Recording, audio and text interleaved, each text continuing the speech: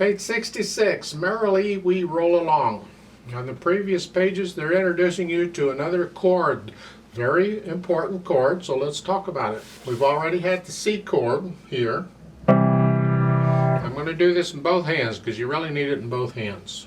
I'm going to move my right hand up because my beak belly gets in the way, so I'm coming up here. That's the C chord. Now they're giving you a G7 chord.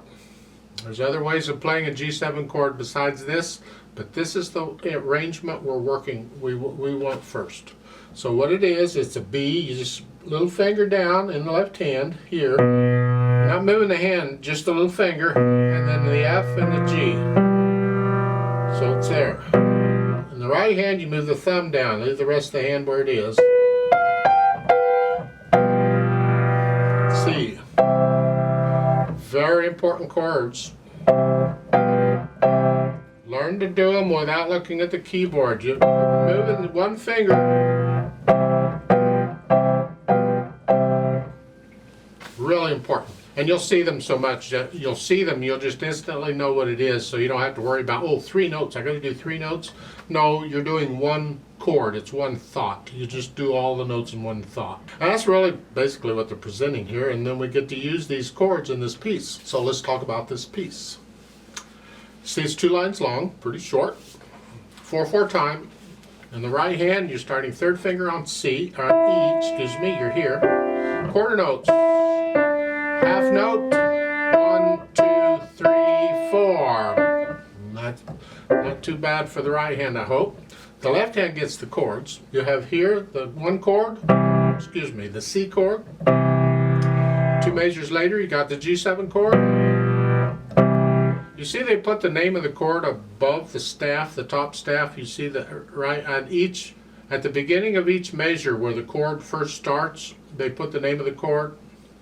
Well, if you have a guitar player around or somebody who wants to play with you, they can read those chord names and improvise on those chords and you can play together. It's a lot of fun. Try it out. See? If you are a guitar player, then you can do this, improvise on those. You already know about those chords.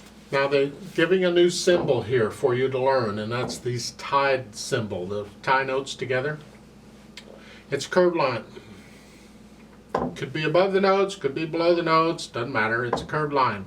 And the idea is it ties 2 notes together so it acts like one note that long.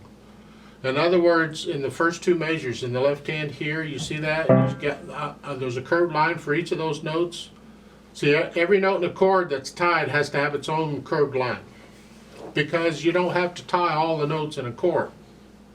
So you have 3 tied notes there. You're going to hold all of those down for the full 2 measures. 8 counts. Just hold it down. This is a way we can have notes last longer than a measure. See, in 4/4 time, no note can be longer than 4 beats. So if you want a note to last longer than 4 beats, what do? You tie them together. Ties can be used for other things too, but this is one of the main reasons we have tied notes. So at the beginning, that chord is 8 counts long. You get the same thing in the second line.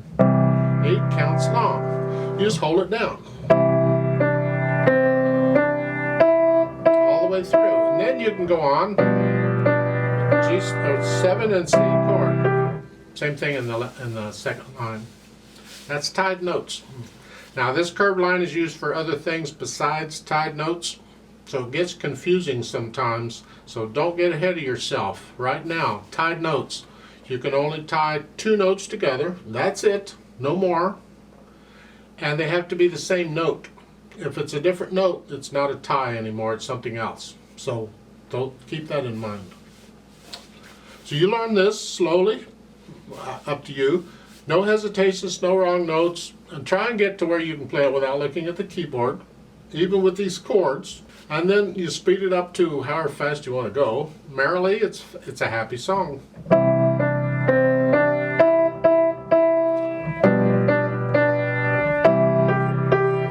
Add the dynamics. That applies to the melody. Well, they give you 2 dynamics, an MF and a P. You see them both? I wish they wouldn't give you the P. You don't need it. All you need is the MF. And you know Everything else is soft. Here, we want to hear this. Keep this soft.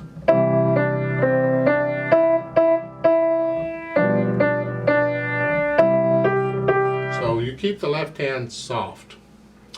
However, I would like to do a play with me with you, slowly, to double check the notes and the rhythms. I'm not doing the dynamics or any of that. We're just checking notes and rhythms. Now the sight reading stuff I leave up to you. You just sit down and you try and play it without practicing it. Just play it. Count it out carefully. You go as slow as you want to go. Generally when I'm sight reading things, I don't pay too much attention to the speed. I'm more interested in the notes and the rhythms and getting that as accurate as I can. So I'll leave that up to you. It's a personal thing. I'll give us 4 counts. Let's do this.